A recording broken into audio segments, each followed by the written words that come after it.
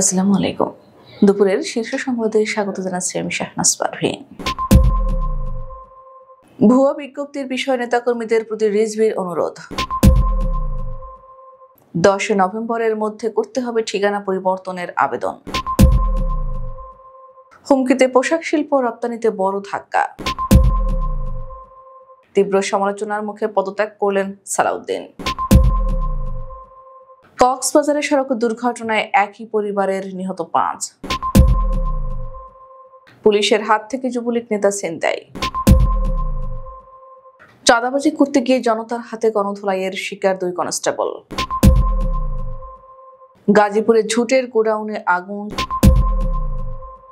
চাঁদপুরে পাসপোর্ট করতে এসে আটক 2 রোহিঙ্গা নারী। সন্ধ্যার মধ্যে দেশের 4 অঞ্চলে বজ্রসহ বৃষ্টির আভাস। বজ্রপাতে 23 দোকান পুড়ে ছাই। 5 দল নিয়ে হবে এবারের বিপিএল। এবং ভারত আমাদের পাশে ছিল, আমরা তা চিরকাল স্মরণ করব ইসরায়েল। শুনছিলেন শিরোনাম, এবার বিস্তারিত। বিএনপির সিনিয়র যুগ্ম মহাসচিব অ্যাডভোকেট রুহুল কবির রিজভী তার স্বাক্ষর জাল করে প্রচারিত ভুয়া প্রেস বিজ্ঞপ্তির বিষয়ে বিভ্রান্ত না হওয়ার জন্য দলের নেতাকর্মীর প্রতি অনুরোধ জানিয়েছেন। তিনি নেতাকর্মীদের সতর্ক করে বলেন, কোনো স্বার্থান্বেষী কুচক্রী মহল তার স্বাক্ষর জাল করে গতকাল সামাজিক যোগাযোগ মাধ্যম ফেসবুকে একটি প্রেস বিজ্ঞপ্তি পোস্ট করে। তিনি জানান, ফেসবুকে পোস্টকৃত প্রেস বিজ্ঞপ্তিটি সম্পূর্ণরূপে মিথ্যা, বানোয়াট ও অসৎ উদ্দেশ্য প্রণোদিত। রিজভী আরও বলেন, ফেসবুকে তার স্বাক্ষর জাল করে প্রচারিত ভুয়া প্রেস বিজ্ঞপ্তিটির বিষয়ে দলের সকল পর্যায়ের নেতাকর্মীকে বিভ্রান্ত না হওয়ার জন্য অনুরোধ জানানো হচ্ছে। ত্রয়োদশ জাতীয় সংসদ নির্বাচনের আগে ভোটারের ঠিকানা পরিবর্তন করতে চাইলে আগামী 10 নভেম্বরের মধ্যে আবেদন করতে হবে বলে জানিয়েছেন নির্বাচন কমিশন। মঙ্গলবার ভোটারদের বাসস্থান পরিবর্তনের পরিপ্রেক্ষিতে ভোটার ঠিকানা স্থানান্তরের আবেদনের সময়সীমা ঘোষণা করে ইসির অফিস আদেশ অনুযায়ী আবেদনের শেষ সময় 10 নভেম্বর। এরপর ভোটার তালিকায় ঠিকানা পরিবর্তন সংক্রান্ত কোনো আবেদন গ্রহণ করা হবে না। এছাড়া নিবন্ধন কর্মকর্তাদের 17 নভেম্বরের মধ্যে আবেদনগুলো অনুমোদন বা বাতিল করার নির্দেশ দেওয়া হয়েছে। দেশের প্রধান রপ্তানি খাত তৈরি পোশাক শিল্প টানা সংকটে। অর্ডার কমে যাওয়ায় 3 মাস ধরে উৎপাদন ও রপ্তানি 2 নিম্নমুখী। বিশেষজ্ঞদের মতে, ট্রাম্প প্রশাসনের বাড়তি শুল্কের পর চীনের ইউরোপের তীব্র প্রতিযোগিতা বাংলাদেশের পোশাক রপ্তানিতে বড় ধাক্কা দিয়েছে।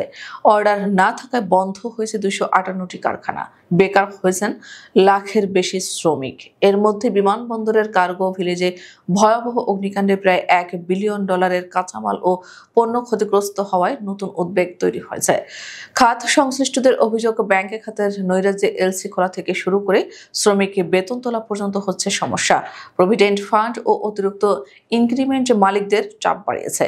বিজিএমইএ ও বিকেএমইএ নেতারা বলছেন, সরকারের জরুরি হস্তক্ষেপ ছাড়া এই সংকট কাটবে না। রপ্তানি উন্নয়ন ব্যুরো জানায়, টানা 3 মাস রপ্তানি কমে অক্টোবর শেষ হয়েছে $302 কোটি, যা আগের বছরের তুলনায় 8% কম। এই পরিস্থিতি দীর্ঘস্থায়ী হলে কর্মসংস্থান ও রপ্তানি সক্ষমতা বড় ঝুঁকিতে পড়বে। বাংলাদেশের জাতীয় ক্রিকেট দলের আলোচিত সিনিয়র সহকারী কোচ মোহাম্মদ সালাউদ্দিন পদত্যাগ করেছেন। তবে আসন্ন আয়ারল্যান্ড সিরিজ পর্যন্ত তিনি দায়িত্ব পালন করবেন। ব্যক্তিগত কারণ দেখিয়ে তিনি ইতোমধ্যে বাংলাদেশ ক্রিকেট বোর্ডের কাছে পদত্যাগপত্র জমা দিয়েছেন বলে জানিয়েছে ক্রিকবাজ। গত বছর 5 নভেম্বর সহকারী কোচ হিসেবে দায়িত্ব নেন সালাউদ্দিন। তার সঙ্গে 2027 বিশ্বকাপ পর্যন্ত চুক্তি থাকলেও 1 বছরের মাথায় দায়িত্ব ছাড়ার সিদ্ধান্ত নিয়েছেন।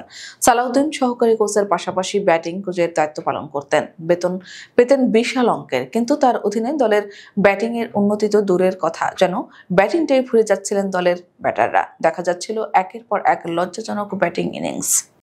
চট্টগ্রামের চকরিয়ায় চট্টগ্রামমুখী যাত্রীবাহী মার্সা বাস ও কক্সবাজারমুখী একটি মাইক্রোবাসের সংঘর্ষে 5 জন নিহত হয়েছেন।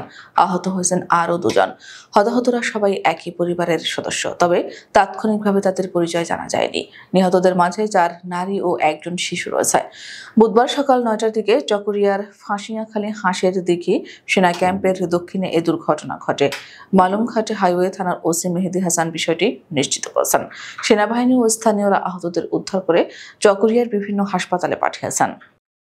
ব্রাহ্মণবাড়িয়ার সরাইলের অরুয়াইল বাজারে পুলিশের হাত থেকে যুবলীগ নেতা কাজী বোরহান উদ্দিনকে ছিনিয়ে নেওয়ার ঘটনা ঘটেছে।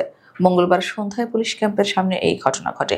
বোরহান ওরওয়াইল ইউনিয়ন যুবলীগের আহ্বায়ক এবং তার বিরুদ্ধে হত্যাসহ একাধিক মামলা রয়েছে। স্থানীয় সূত্র জানায়, 5 আগস্টের পর থেকে বিভিন্ন মামলার আসামি হয়েও তিনি প্রকাশ্যে ঘুরে বেড়াচ্ছিলেন। বিকেল 5টার দিকে পুলিশ তাকে আটক করে ক্যাম্পে নিয়ে গেলে এলাকায় উত্তেজনা ছড়িয়ে পড়ে। বোরহানের ভাই গাজী গিয়াস উদ্দিনের নেতৃত্বে 2 শতাধিক লোক ক্যাম্পে ঘিরে ধরে তাকে ছেড়ে দেওয়ার দাবি জানায়। পরে সন্ধ্যায় পুলিশ 2টি সিএনজিতে করে তাকে থানায় নেওয়ার পথে ওৎ পেতে থাকা লোকজন হামলা চালিয়ে তাকে ছিনিয়ে নেয়। এরপর এলাকায় উত্তেজনা ছড়িয়ে পড়ে এবং অতিরিক্ত পুলিশ মোতায়েন করা হয়। ওরওয়াইল পুলিশ ক্যাম্পের ইনচার্জ এসআই টিপু সুলতান জানান, বোরহানকে গ্রেপ্তার করা হয়েছিল, বিষয়টি তদন্তাধীন। বিএনপি নেতা এনামুল হক বলেন, যথাযথ নিরাপত্তা না থাকায় এই ঘটনা ঘটেছে। চাঁদাবাজি করতে গিয়ে রাজশাহীর দুর্গাপুর থানার 2 পুলিশ কনস্টেবল জনতার হাতে আটক ও গণধোলাইয়ের শিকার হয়েছেন। খবর পেয়ে থানা পুলিশ 2 পুলিশ কনস্টেবলকে উদ্ধার করে থানা হেফাজতে নেয়। ঘটনার পর অভিযুক্ত 2 পুলিশ কনস্টেবলকে পুলিশ লাইনে সংযুক্ত করা হয়েছে।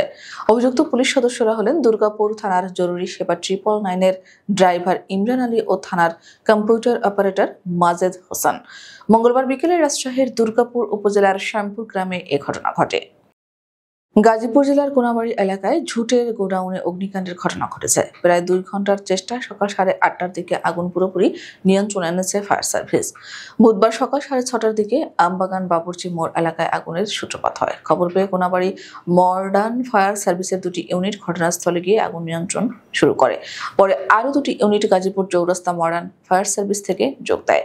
প্রায় 2 ঘন্টার চেষ্টায় সকাল 8:30টার দিকে আগুন পুরোপুরি নিয়ন্ত্রণে আনতে সক্ষম হন ফায়ার সার্ভিসের কর্মীরা। প্রাথমিকভাবে ধারণা করা হচ্ছে বৈদ্যুতিক শর্ট সার্কিট থেকে অগ্নিকাণ্ডের সূত্রপাত হতে পারে। তবে ফায়ার সার্ভিস ঘটনাস্থল পরিদর্শন করে তদন্তের মাধ্যমে আগুন লাগার প্রকৃত কারণ ও ক্ষয়ক্ষতির পরিমাণ নির্ধারণ করবে। চাঁদপুর আঞ্চলিক পাসপোর্ট অফিসে ভুয়া কাগজে পাসপোর্ট করতে এসে 2 রোহিঙ্গা নারী আটক হয়েছেন। মঙ্গলবার দুপুরে তাদের আটক করে পুলিশের কাছে হস্তান্তর করা হয়। আটক 2 নারী কুতুপালং 2 নম্বর ক্যাম্পের বাসিন্দা সুবাইরা এবং জহুরা বেগম। পাসপোর্ট অফিস সূত্র জানায়, দুপুরে তারা আবেদন করতে এলে যাচাই বাছাইয়ের সুবাইয়ার জমা দেওয়া ভোটার আইডি চাঁদপুরের শাহরাস্তের এক নারীর নামে পাওয়া যায়। জিজ্ঞাসাবাদে তারা স্বীকার করেন। সৌদি আরবে পাঠিয়ে দেওয়ার আশ্বাস দিয়ে এক ব্যক্তি তাদের সব ব্যবস্থা করেন, তবে তাকে ব্যক্তিগতভাবে চেনেন না। পাসপোর্ট অফিসের কর্মকর্তা উত্তম কুমার সাহা বলেন, রোহিঙ্গাদের চিহ্নিত করা সহজ নয়, তবে ভাষা ও আচরণের ভিত্তিতে সন্দেহ হলে প্রশ্ন করা হয়। উপপরিচালক মাহবুবুর রহমান জানান, এসবি ক্লিয়ারেন্স বন্ধ থাকায় যাচাই করা আরও কঠোর করা হয়েছে। চাঁদপুর সদর থানা ওসি বাহার মিয়া বলেন, তারা ক্যাম্পের নিবন্ধিত বাসিন্দা, কিভাবে ক্যাম্পে থেকে বের হয়েছেন এবং সহযোগীদের শনাক্তে তদন্ত চলছে। দেশের 4 অঞ্চলে আজ সন্ধ্যায় 6টার মধ্যে ঘন্টায় সর্বোচ্চ 60 কিলোমিটার বেগে বজ্রবৃষ্টি সহ ঝোড়ো হাওয়া বয়ে যেতে পারে।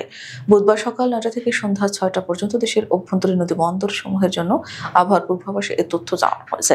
এতে বলা হয়েছে, নোয়াখালী, কুমিল্লা, চট্টগ্রাম এবং কক্সবাজার অঞ্চল সমূহের উপর দিয়ে দক্ষিণ পূর্ব বা পূর্ব দিক থেকে ঘন্টায় 45 থেকে 60 কিলোমিটার বেগে বৃষ্টি বা বজ্রবৃষ্টি সহ অস্থায়ীভাবে দমকা বা ঝোড়ো হাওয়া বয়ে যেতে পারে। এসব এলাকার নদী বন্দর সমূহকে 1 নম্বর সতর্ক সংকেত দেখা দেওয়া হয়েছে। খাগড়াছড়ির মহলছড়িতে বজ্রপাত থেকে সৃষ্ট আগুনে পুড়ে গেছে অন্তত 23টি দোকান। মঙ্গলবার দিবাগত রাত 12:30টার দিকে মহলছড়ি বাজারে এ ঘটনা ঘটে। মহলছড়িতে ফায়ার সার্ভিস না থাকায় খাগড়াছড়ি জেলা সদর থেকে ফায়ার সার্ভিস এসে আগুন নেভানোর কাজ শুরু করে। ভোর 5টার দিকে আগুন পুরোপুরি নিয়ন্ত্রণে আসে। খাগড়াছড়ি ফায়ার সার্ভিসের উপপরিচালক জাকির হোসেন জানান, আগুন লাগার সময় বাজারের সব দোকান বন্ধ ছিল। এছাড়া মুষলধারে বৃষ্টি ও বজ্রপাতের কারণে বাজারে বিদ্যুৎ সরবরাহ বন্ধ ছিল। ধারণা করা হচ্ছে, কাঁচা দোকান ঘরে বজ্রপাত থেকে আগুন লাগতে পারে। আশেপাশে পানির উৎস না থাকায় আগুন নিয়ন্ত্রণে আনতে 5 ঘন্টার বেশি সময় লাগে। তবে অগ্নিকাণ্ডের সময় ভারী বর্ষণ অব্যাহত থাকায় আগুন দ্রুত ছড়িয়ে পড়েনি। ব্যবসায়ীদের ধারণা, আগুনে 4 থেকে 5 কোটি টাকার ক্ষয়ক্ষতি হয়েছে। বাংলাদেশ প্রিমিয়ার লিগ বিপিএল এর আগামী আসরের জন্য 5 দল চূড়ান্ত করেছে বাংলাদেশ ক্রিকেট বোর্ড।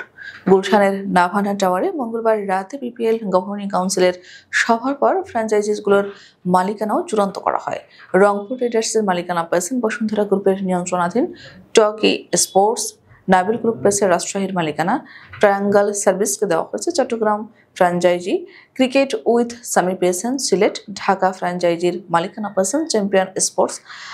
তাতে বাদ পড়েছে দেশ ট্রাভেলস, আকাশবাড়ি, হলিডেজ বরিশাল এবং SS group 10-12 sports Comilla fighters নামের আগ্রহী প্রতিষ্ঠান। তাদের বাদ পড়ার বিষয়ে ব্যাখ্যা দিয়ে গভর্নিং কাউন্সিল জানায়, জমা দেওয়া কাগজপত্র চূড়ান্ত মূল্যায়নে সন্তুষ্ট করতে পারেনি। আর্থিক সক্ষমতা ও স্বচ্ছতার বিষয়ে কোনো ছাড় দেওয়া হয়নি। লিগ্যাল টিমের নিরীক্ষায়ও বেশ কিছু অসঙ্গতি ধরা পড়েছে। মিত্র ভারতের প্রশংসা করে ইসরায়েলের পররাষ্ট্রমন্ত্রী গিডিয়ন স্যার বলেছেন, ভারত ও ইসরায়েলের সম্পর্ক এখন আগের যে কোনো সময়ের চেয়ে বেশি দৃঢ়। তিনি বলেন, ভারত আমাদের পাশে ছিল, আমরা তা চিরকাল স্মরণ করব। মঙ্গলবার এনডিটিভিকে দেওয়া এক বিশেষ সাক্ষাৎকারে এসব কথা বলেন গিডিয়ন স্যার। তিনি বলেন, দুই দেশের সম্পর্ক ধারাবাহিকভাবে উন্নত করেছে। ভারতের বন্ধুত্বের জন্য আমরা কৃতজ্ঞ।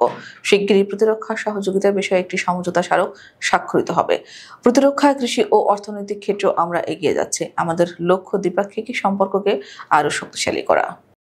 আমাদের পরবর্তী রাতের শীর্ষ সংবাদ দেখার আমন্ত্রণ জানিয়ে এখনকার মতো বিদায় নিচ্ছি। দর্শক, ভিডিওটি শেষ পর্যন্ত দেখার জন্য আপনাকে অসংখ্য ধন্যবাদ। নিত্য নতুন সংবাদ পেতে আমাদের ইউটিউব চ্যানেলটি সাবস্ক্রাইব করুন ও নিয়মিত নোটিফিকেশন পেতে বেল বাটনটি ক্লিক করুন এবং আমাদের ফেসবুক পেজটিতে লাইক করুন। এছাড়া আমাদের ভিডিওতে লাইক দিয়ে শেয়ার করুন। আল্লাহ হাফেজ।